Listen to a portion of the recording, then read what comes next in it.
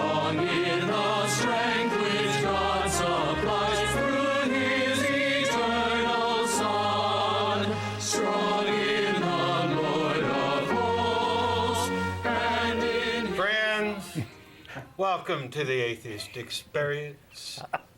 I'm your host, Matt Dillahunty. Joining me this week, Don Baker. That was Onward Christian Soldiers. No, the soldiers of Christ arise. Soldiers of Christ. Okay. Arise. It'll make sense shortly. How y'all doing? It's we're live. It's February 24th, 2008. I'd like to welcome everybody who's watching us live in Austin. We'd love to hear from you guys. And also, the audio portion of this program is available as an audio podcast from our website, and the video is now available on Google Video. We've got episodes going back for years, just literally hundreds and hundreds of hours of quality atheist programming. As I said, we're live. It's a public access television program. We will be taking live calls. We'll have the number up for you shortly, but we've got some general announcements to get out of the way as usual. Those of you listening on podcast who are sick and tired of hearing about all the good stuff that we do in Austin, you can fast forward about 4.5 minutes or so, and you'll get right to the meat.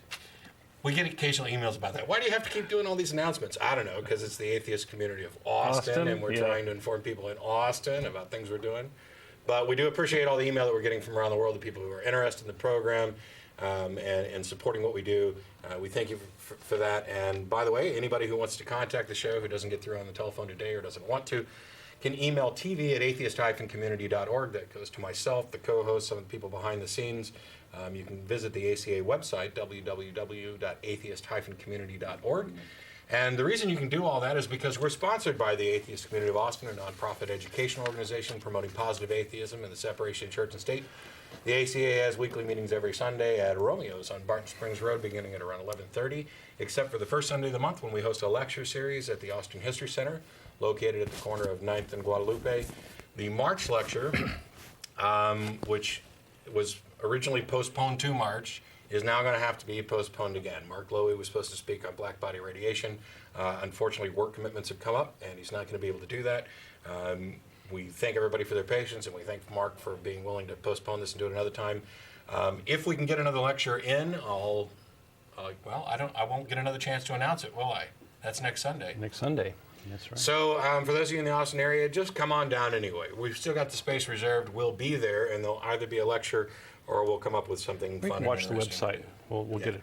We'll get more information at the website as things progress. In addition to this program, the ACA also sponsors a bi-weekly internet audio podcast called The Nonprofits. It's PROPHETS. The website was just up on your screen a minute ago, and I bet they're putting it back up now because that's just the kind of guys they are. We're live every other Saturday from 2 to 3:30 p.m. We'll be live this coming Saturday, which I think is March 1st, isn't it? Saturday? No. Well, whatever. Whatever the date is, we're live. We don't take live calls on the nonprofits, but we do run a chat room in conjunction with the program. For more information, you can go to the website to figure out how to connect.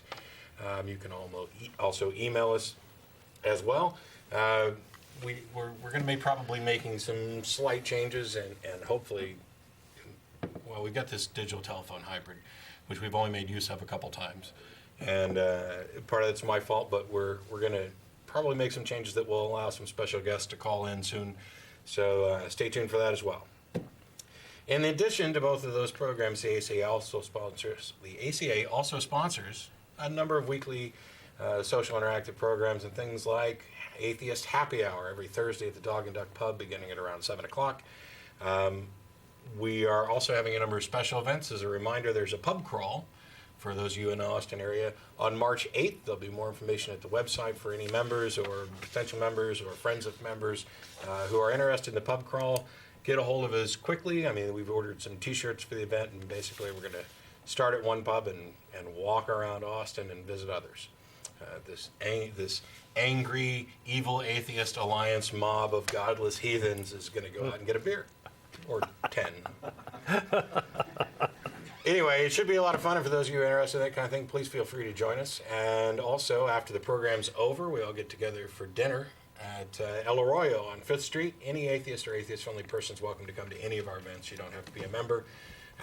If you don't get through on the TV show today, but you'd still like to talk to us, in addition to being able to email, you're welcome to come down and join us at El Arroyo as well. The show runs till 4:30. We get down there around 5 o'clock and stay till 7-ish or so. Also, Dawkins, as in Richard Dawkins, will be coming to Austin March 19th. The Atheist Longhorns, in conjunction with CFI, are putting this together. I believe the event starts at 7 p.m., unless that's a 9, and I just can't read my own handwriting. We'll have more information at the website. Also, you can, we need to put up contact information for how they can get a hold of the Atheist Longhorns as well. Yeah, well, I believe the details of that is it's going to be in the Hogg Auditorium. This is for sure now. Yes. And it'll be at 7, and it's going to be a first come, first served. So there'll probably be a big queue of people lined up to come watch it.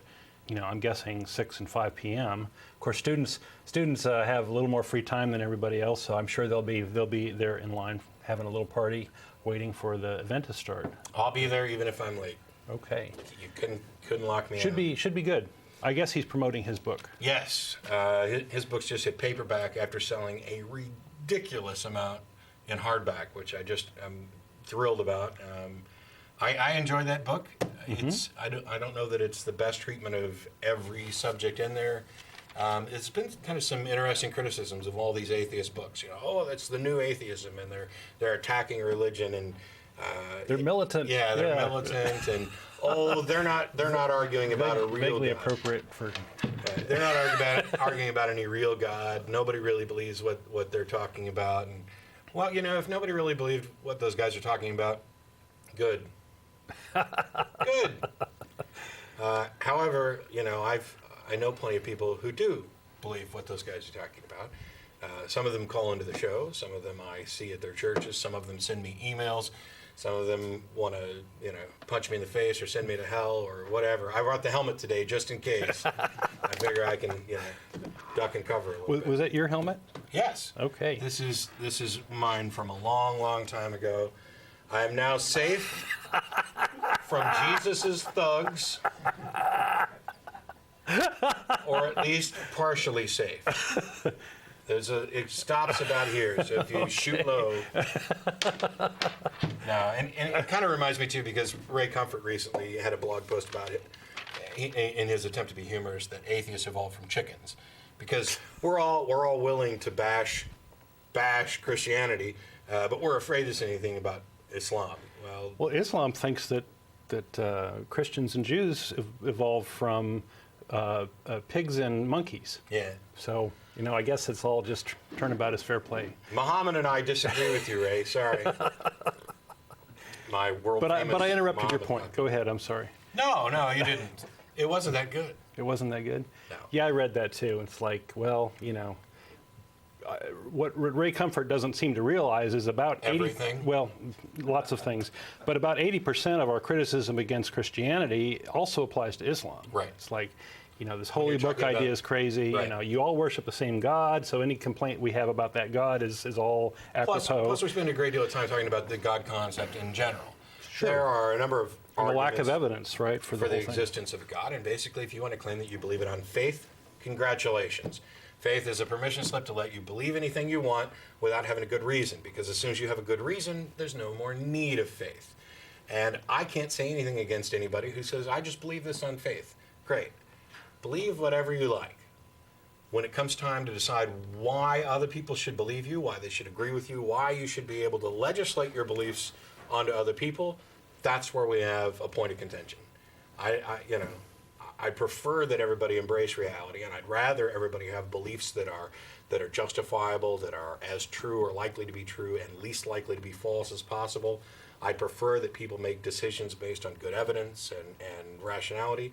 But if you believe something on faith, okay, enjoy. I'm not trying to steal the hope of an afterlife away from your dying grandmother. That's just not the point.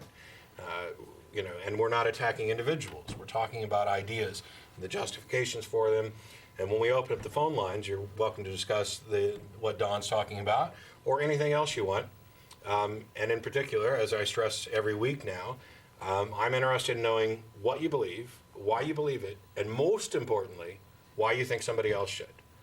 What reason is there for your belief that should also be a valid reason for somebody else?